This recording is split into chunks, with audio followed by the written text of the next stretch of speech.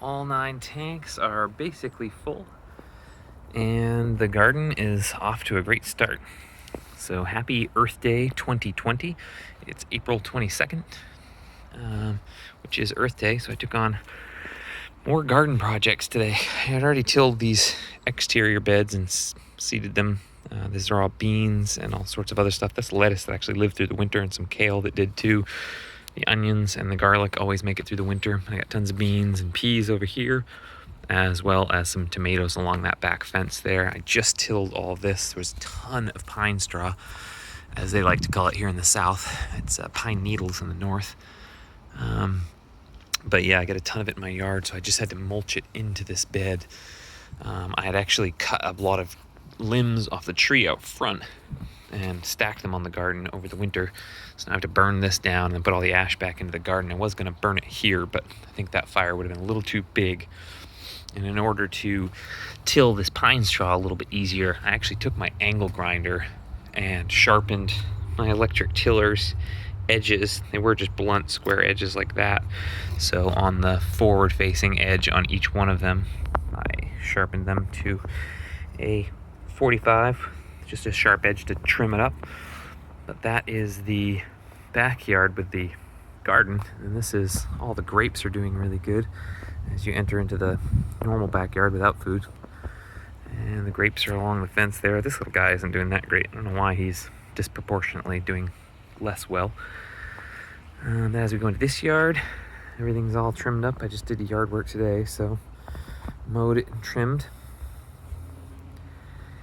And all the pear trees over here are coming in really good.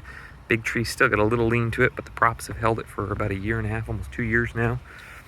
There's the burn pile that's got to be burned out. I think I've got some visitor dogs as well. Hey puppies. Hey T-Dog. And what else? Red maple's doing excellent this year.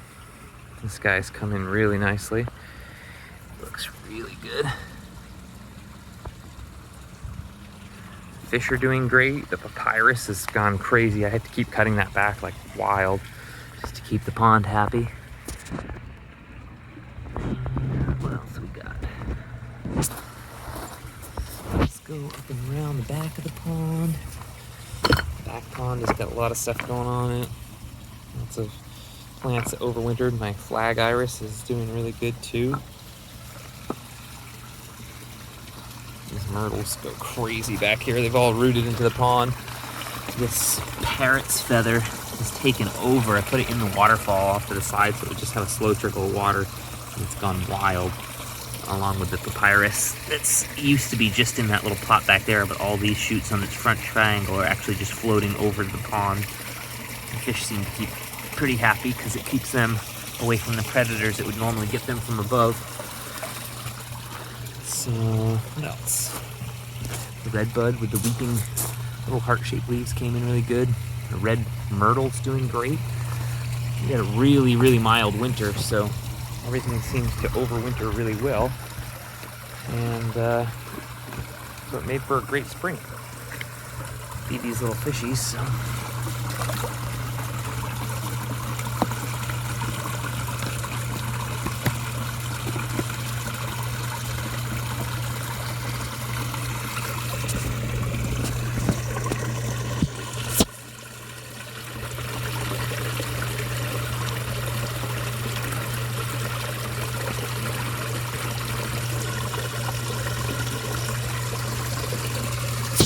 But that is the garden update. Hope everyone has a great birthday.